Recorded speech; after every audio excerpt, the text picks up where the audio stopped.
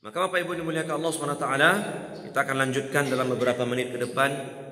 Ini hadis nomor 19. Sudah 19 hadis yang sudah kita bahas bersama-sama. Dan insya Allah jika umur panjang dan ada kesempatan, minggu depan kita akan lanjutkan juga hadis berikutnya.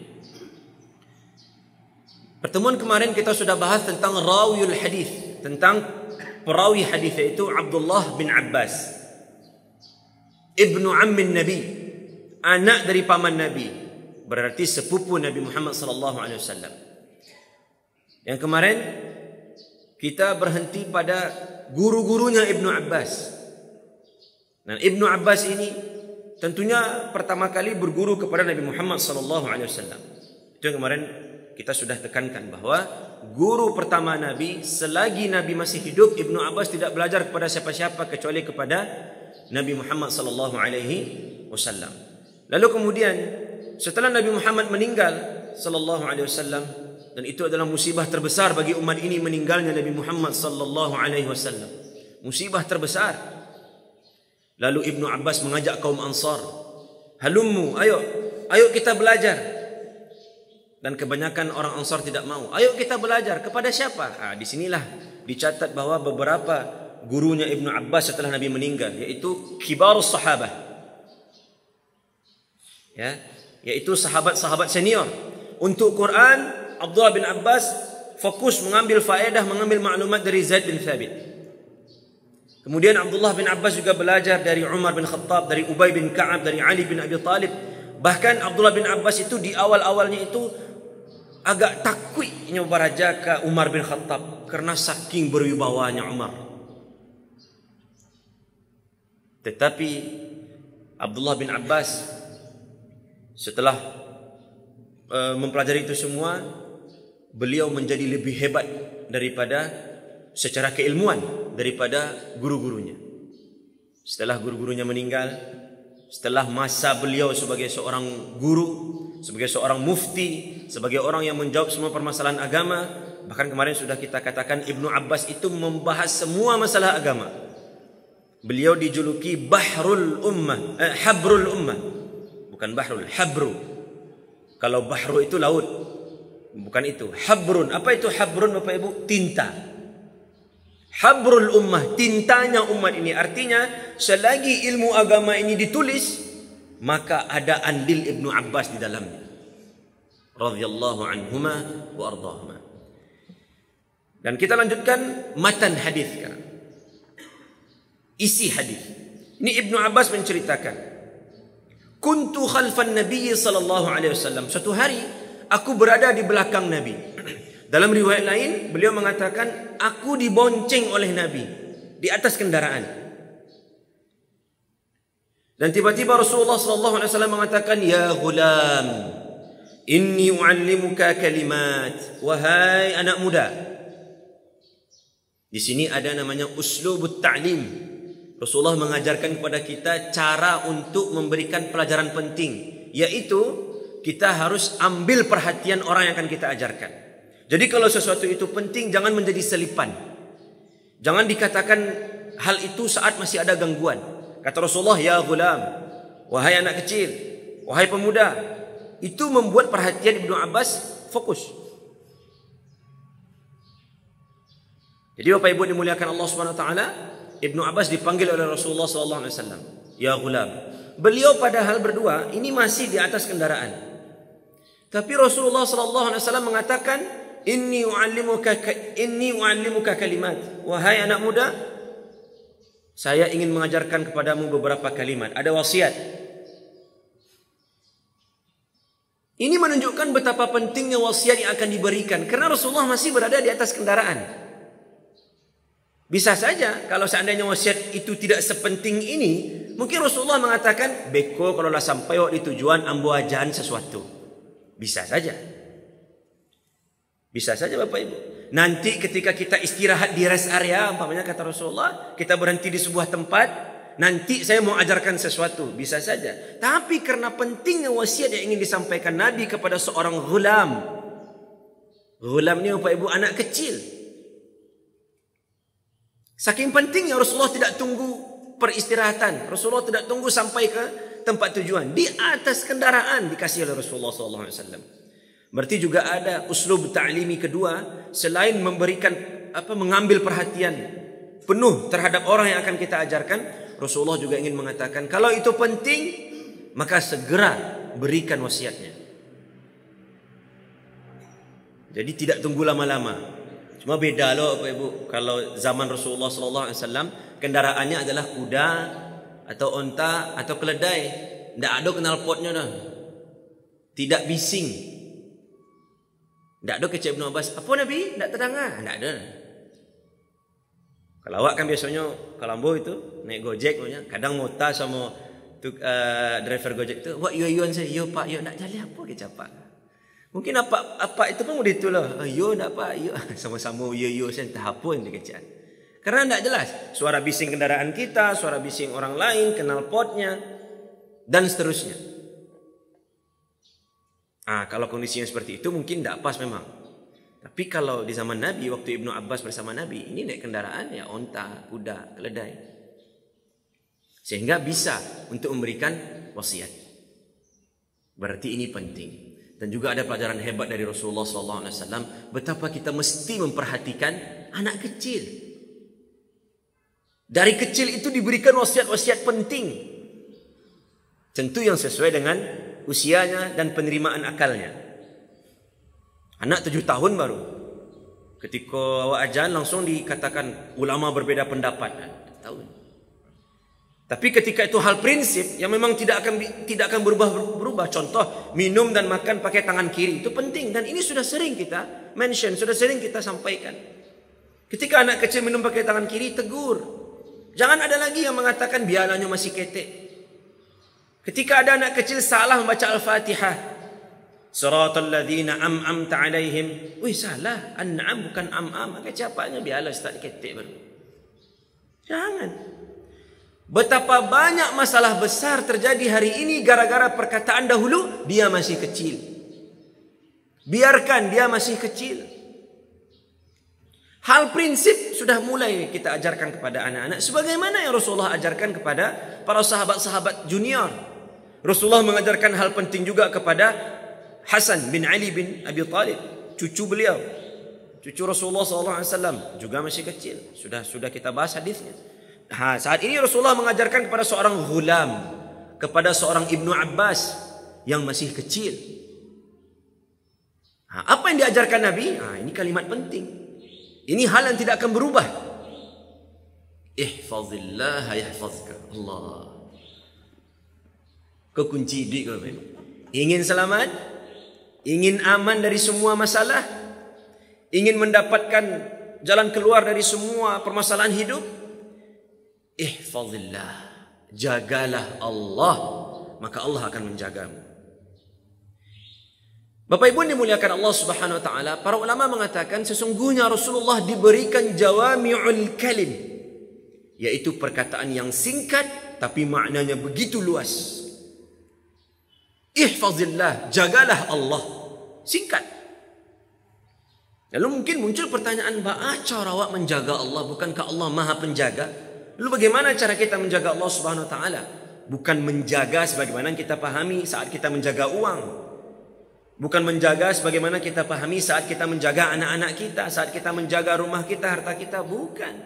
Tapi yang dimaksud oleh Rasulullah SAW dengan jawami'ul kalim beliau, yaitu perkataan yang singkat tapi maknanya padat. Ihfazillah, jagalah Allah, jagalah awamirillah, jagalah amrullah, jagalah urusan Allah yang Allah berikan kepadamu. Sama seperti ketika seorang direktur, umpamanya direktur PT Semen Padang memberikan amanah kepada pengurus Masjid Raya Semen Padang, Masjid Raya Jabal Rahmah, maka ada yang mengatakan, jagalah direktur. Padahal direktur jauh lah, dulu yang menjaganya. Maksudnya apa? Jagalah perintah direktur itu.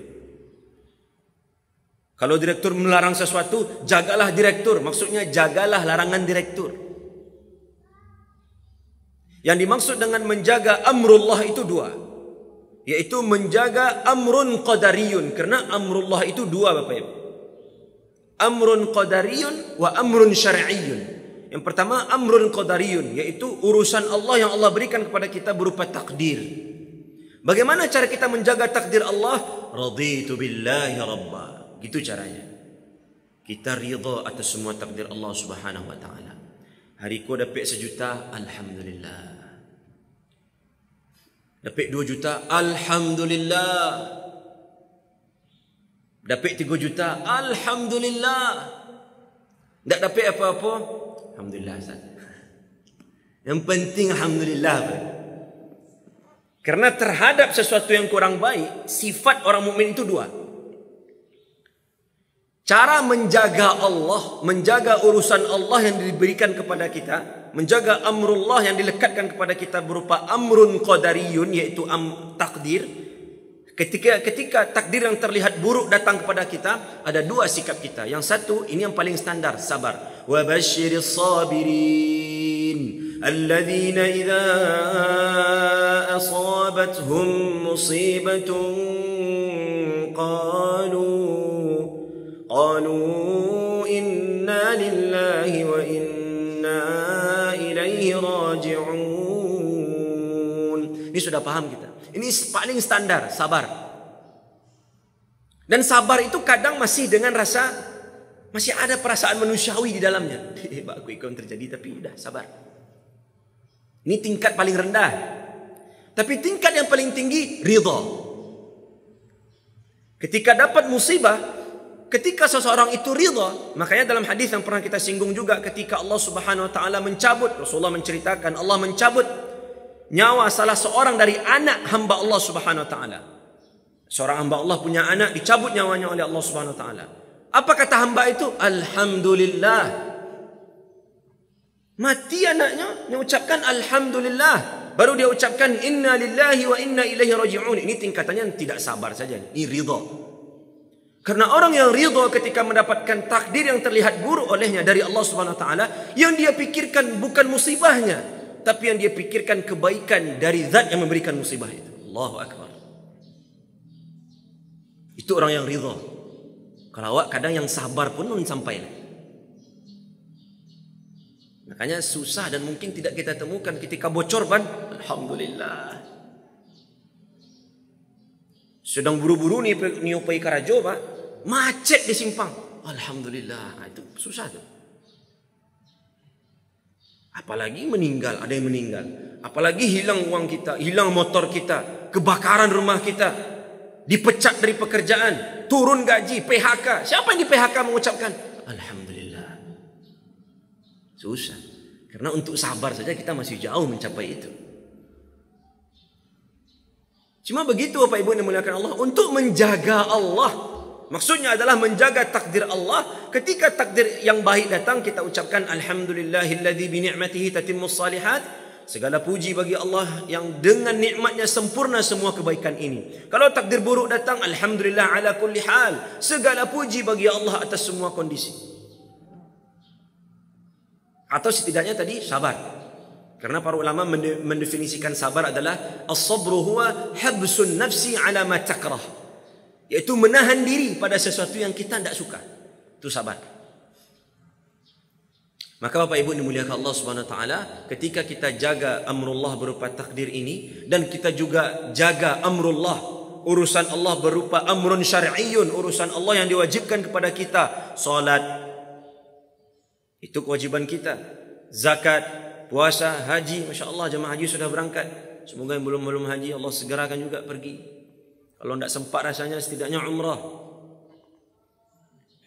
Berbuat baik kepada orang, kita jaga itu semua, yahfazka, maka Allah akan menjagamu. Itu jazanya, itu hadiahnya, itu rewardnya. Jadi singkat sekali Rasulullah SAW memberikan penjelasan, tapi maknanya begitu dalam. Sebenarnya kalau hadis ini kita cukupkan sampai di sini saja Bapak Ibu, cukup. Ihfazillah yahfazka. Jagalah urusan Allah yang Allah kaitkan denganmu, yaitu takdirnya atau perintah-perintahnya. Jaga itu. Kalau takdir, ridha. Kalau perintah, itu wajib, kerjakan. Kalau itu larangan, jauhi. Jaga Allah, jaga itu semua. Maka Allah akan menjagamu. Allah jaga anak kita, Allah jaga istri kita, Allah jaga diri kita, Allah jaga harta kita, Allah jaga. Tak ada cameh lah. Kadang kita pergi ke sebuah tempat, pergi jauh, meninggalkan istri, kadang masih bertanya, dia tak manga-manga bini ambo. Yang istri pun di rumah curiga, manga lelaki ambo 3 hari situ dia. Kenapa? Karena mungkin penjagaan Allah yang ada dalam diri kita belum sehebat itu, sehingga kita masih curiga-curiga. Ketika kita sudah menjaga hak-hak Allah, kita ridha atas ketetapan Allah, dan kita laksanakan semua kewajiban, kita tinggalkan semua larangan Allah, semua, tidak pilih-pilih. Nah, itulah masalahnya. Karena ikrar kita adalah sami'na, apa Pak? Sami'na wa ata'na. Itu ikrar kita. Ya Allah, kami sudah dengar perintahmu dan kami laksanakan. Tak ada istilahnya sami'na wa pikir-pikirna dulu. Tak ada apa ibu. Sami'na wa ata'na, titik. Semua. Solat hebat. Oh ya Ustaz, solat. Apa makan babi? Oh haram Ustaz. Oh, Masya Allah. Bapak minum minuman keras? Haram. Bapak berzina? Haram Ustaz, haram. Bapak makan riba? Itulah Ustaz. Susah Ustaz. Dari zina bisa tahan diri. Dari minum minuman keras kita bisa nahan diri. Apa bedanya keharaman zina dengan haramnya riba? Bahkan lebih haram lagi riba. Itu contoh saja. Karena sebagian orang masih pilih-pilih kadang untuk mentaati Allah Subhanahu Wa Taala. Sebagian orang. Ambo berhusnuzon di sini tidak ada seperti itu. Jadi Bapak Ibu dimuliakan Allah Subhanahu Wa Taala, yahfazka. Ketika kita membaca surah Al-Kahfi minggu kemarin, kita membahas tentang kisah Nabi Musa alaihissalam dengan Nabi Khidir. Di mana Nabi Khidir itu membangun bangunan yang hampir roboh. Bapak Ibu membaca surah Al-Kahfi kemarin, ada bangunan yang hampir roboh. Yuridu an yanqadh fa'aqama. Lalu Nabi Khidir membangun bangunan itu untuk menjaga harta dari seorang anak. Harta itu, ada ulama yang mengatakan harta itu adalah milik kakeknya yang ke-7. Bayangkan Bapak Ibu, milik kakeknya yang ke-7.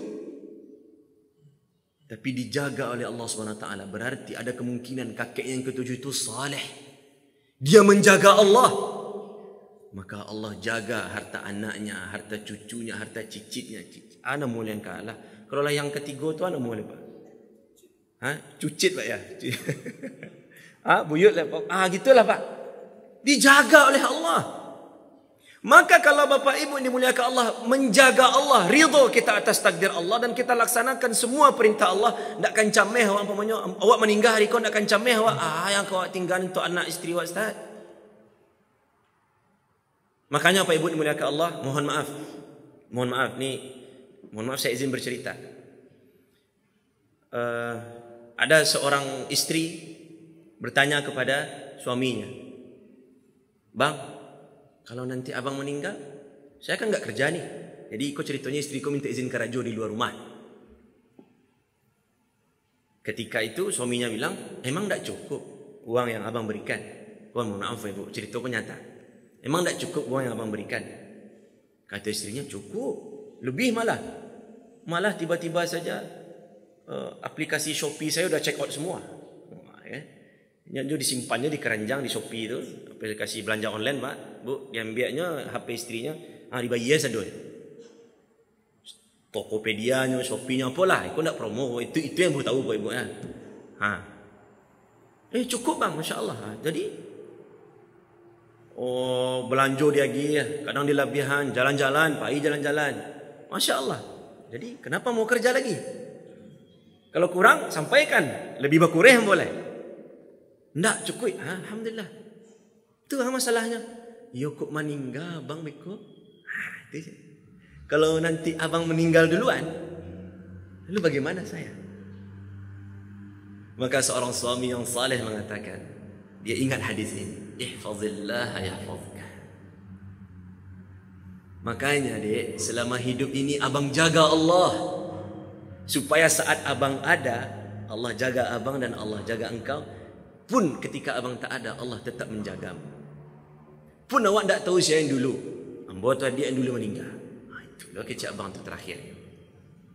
Jadi apa ibu dimuliakan Allah Subhanahu Wa Taala, keturunan ketujuhnya juga dijaga oleh Allah saat Allah menceritakan kisah Nabi Khidir dan Nabi Musa. Begitu kata sebagian ulama. Ihfazillah yahfazka. Cukup sebenarnya apa ibu? Cukup hadis ini cukup sampai di situ saja. Tapi Rasulullah lanjutkan lagi, ihfazillah tajidhu tujahak. Kalau yang tadi, jagalah Allah, ridha terhadap takdir Allah, kita lakukan semua perintah Allah, dan kita tinggalkan semua larangan Allah Subhanahu Wa Taala, kita tinggalkan, maka Allah akan jaga kita. Atau yang kedua, saat kita menjaga Allah Subhanahu Wa Taala, tajidhu tujahak, maka kita akan mendapati Allah ada di depan kita. Saat kita merasa susah, saat kita merasa sempit hidup ini, ketika kita meminta, ya Allah tolong saya, Allah sudah ada untuk menolong kita. Jadi tidak camel ya Pak Ibu. Harga melambung tinggi saat kita sudah menjaga Allah, santai. Makanya Rasulullah tidak pernah mengurus urusan dunia. Ketika ada orang yang mengatakan, kenapa Rasulullah itu tidak kaya? Kan doa Rasulullah dikabulkan Pak Ibu. Kenapa Rasulullah tidak minta, ya Allah, bagilah rumah yang mewah seketik, rumah yang paling menonjol supaya orang tahu yang mana rumah Nabi itu. Bisa saja Rasulullah berdoa seperti itu. Secara manusiawi, menurut akal kita mungkin, walaupun mungkin tidak sopan ya kita beranggapan seperti itu, tapi mungkin. Kenapa Rasulullah tidak kaya? Karena Bapak Ibu yang dimuliakan Allah SWT, Rasulullah tidak lagi memerlukan kekayaan. Karena kita memerlukan kekayaan untuk dekat dengan Allah, sedangkan Rasulullah sudah dekat dengan Allah. Kenapa? Karena Rasulullah menjaga Allah, maka Allah jaga beliau. Orang kaya akhirnya nanti dia akan menyewa sapam, security. Akhirnya nanti dia akan macam-macam yang dia lakukan. Dia butuh banyak penjagaan kepada harta-hartanya. Tetapi Rasulullah SAW tidak memerlukan itu semua, karena Allah sudah mencukupkan. Alaihissallahu bikafin abdah. Bukankah Allah Subhanahu Wa Taala sudah mencukupkan hamba-hambanya? Nabi Muhammad SAW sudah dicukupkan oleh Allah Subhanahu Wa Taala. Walaupun beliau pernah sangat lapar sekali dan tidak ada makanan. Bapak Ibu mungkin pernah mendengar Rasulullah SAW pernah lapar sangat. Apa parui? Dan di rumah beliau tidak ada makanan sallallahu alaihi wasallam. Pernah Bapak Ibu di kulkas tidak ada makanan dan minuman sedikit pun? Di dapur tidak ada yang kena dimasak satu pun? Dan perut sangat lapar, uang pun tak ada lagi. Rasulullah pernah. Lalu Rasulullah keluar rumah di waktu yang tidak biasa orang keluar. Kemudian bertemu dengan Abu Bakar As-Siddiq radhiyallahu anhu arda. Kata Abu Bakar, ya Rasulullah, ya Nabi Allah, kenapa engkau keluar di waktu orang yang tidak biasa keluar? Kata Rasulullah, ambo lapar dan tidak ada makanan di rumah. Kecik Abu Bakar, sama ya Rasulullah. Ternyata Abu Bakar juga keluar karena tidak ada makanan di rumah dan sudah sangat lapar. Berjalanlah dua orang. Bayangkan Bapak Ibu dimuliakan Allah. Abu Bakar As-Siddiq berjalan bersama habibuhu, kekasih beliau dan kekasih kita Nabi Muhammad SAW, berjalan keluar di siang hari di waktu orang yang tidak biasa keluar, dalam keadaan sangat lapar dan tak tahu niu makan apa. Rasulullah SAW bersama Abu Bakar nampak di ujung jalan, ada Umar di situ. Bisa mungkin ada makanan sama Umar. Datang Umar mendekati Abu Bakar dan Rasulullah SAW.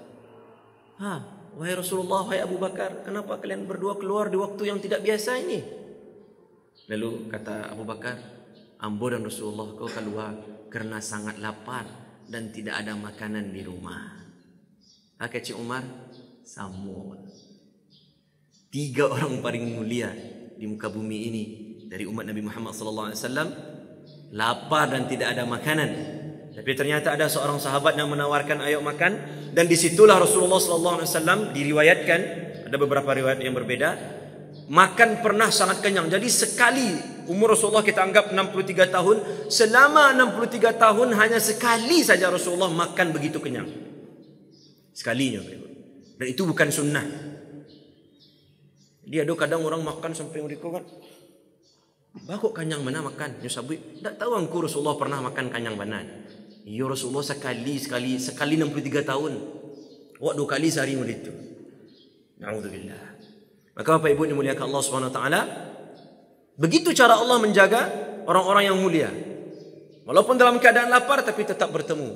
Sehingga ada satu hal yang luar biasa Bapak Ibu dimuliakan Allah Subhanahu wa taala, ketika sudah selesai makan, ya, Rasulullah mengatakan thumma latus'alunna yawma idzin 'anil na'im. Allahu akbar. Lah selesai makan, lah kenyang, lah minum susu, kata Rasulullah, nanti di akhirat semua nikmat ini akan ditanya oleh Allah Subhanahu wa taala. Tetap diingatkan oleh Rasulullah untuk bersyukur. Bapak Ibu dimuliakan Allah Subhanahu wa taala, ketika kita jaga Allah, Allah akan tolong kita. Jadi tidak ada rasa takut lagi. Bahkan kata Rasulullah SAW dalam hadis ini, wa idza sta'anta fasta'in billah. Kalau minta tolong sama Allah Subhanahu wa taala. Pertanyaannya, bolehkah kita minta tolong kepada manusia Bapak Ibu dimuliakan Allah? Boleh dan tidak boleh. Boleh dan tidak boleh. Boleh untuk urusan yang manusia itu sanggup. Apa contohnya? Contohnya, seorang ibu minta tolong kepada anaknya. Dan kita tahu anak ini sanggup membelikan bumbu-bumbu ke warung. Kita tolong. Nak, tolong belikan ibu bumbu A, B, C. Sanggup.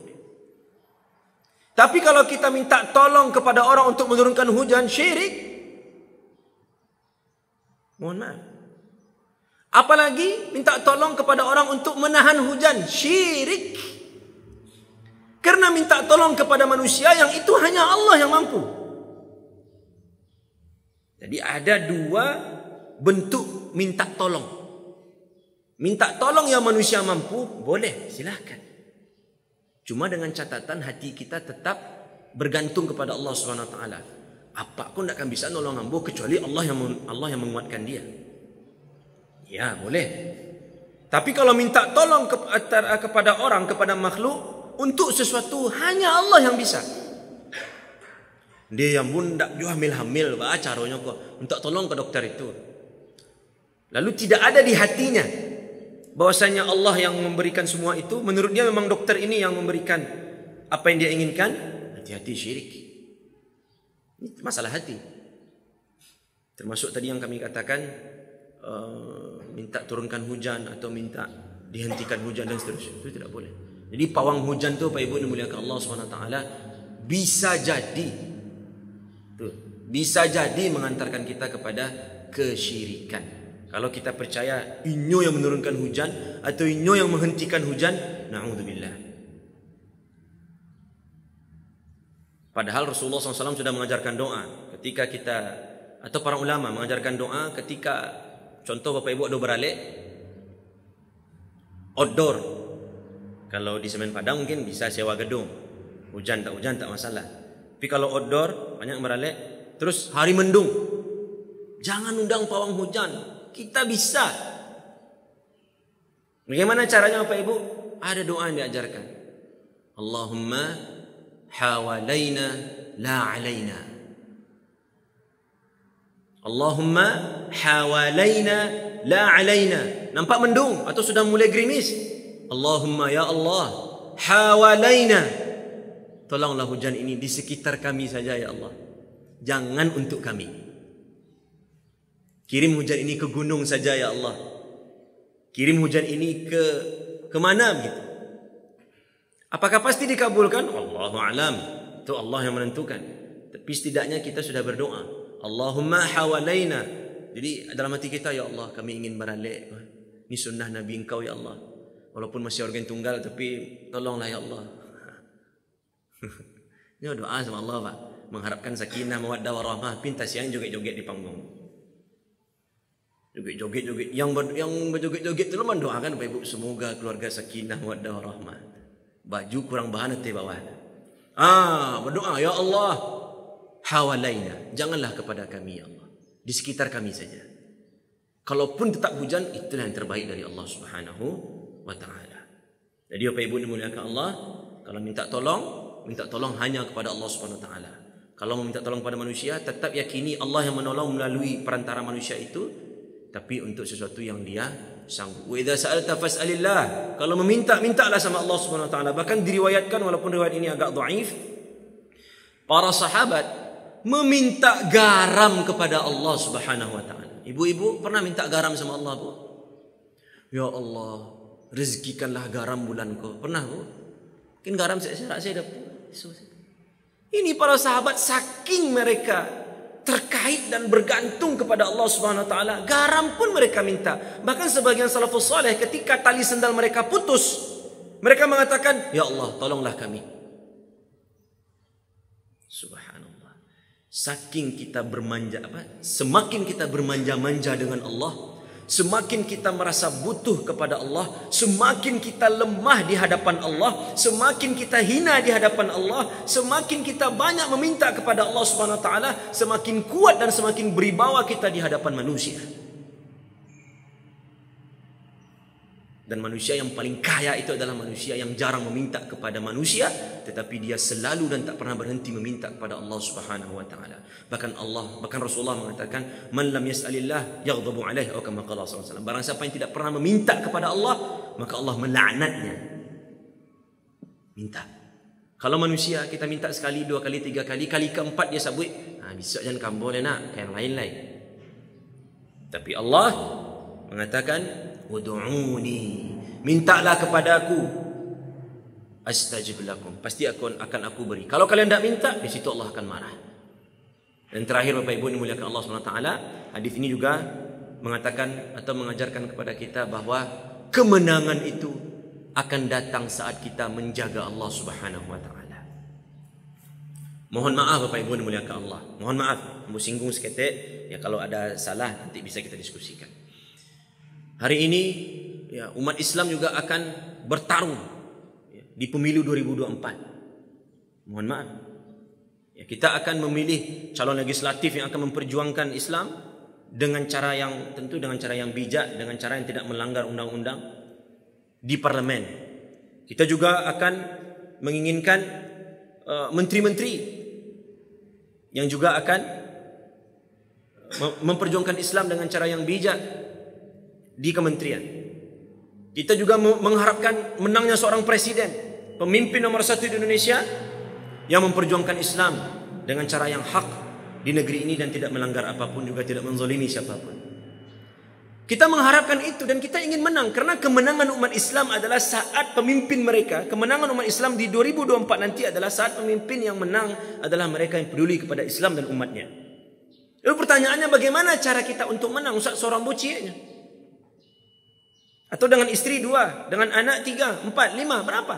Berapa serumah Bapak Ibu? Ada sampai 30 serumah yang memilih. Kok pun sampai 30 itu 30-nya.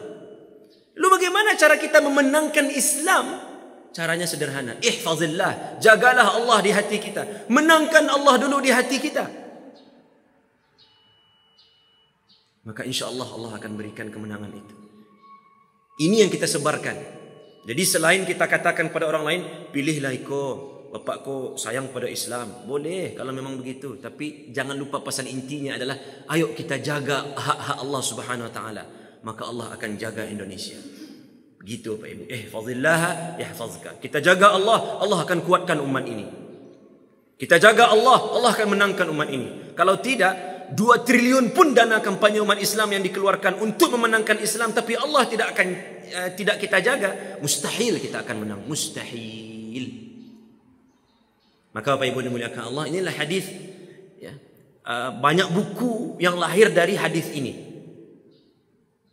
Jadi hadis ini cukup penting, cukup menarik ya, karena kalimat-kalimatnya singkat-singkat saja, tetapi ini semua terkait dengan apa yang Allah Subhanahu Wa Taala inginkan dari kita, dan kemudian kita pun diberikan lebih dari ekspektasi yang kita harapkan kepada Allah Subhanahu Wa Taala. Kita jaga Allah dengan kemampuan kita, dan Allah akan menjaga kita dengan kemahadahsyatan Allah Subhanahu Wa Taala, dan itu lebih luar biasa lagi. Allahu a'lam bishawab. Bapak Ibu dimuliakan Allah Subhanahu Wa Taala, sudah hampir 40 menit, agaknya cukup. Semoga Allah Subhanahu Wa Taala berkahi hari-hari kita, dan semoga hari ini lebih baik daripada hari kemarin, dan semoga keluarga kita semakin sakinah, semakin tenang kita di rumah, semakin mendatangkan ridha Allah Subhanahu wa taala, anak-anak semakin saleh, ya, isteri semakin salehah, suami semakin saleh, dan semoga rezeki-rezeki kita berkah.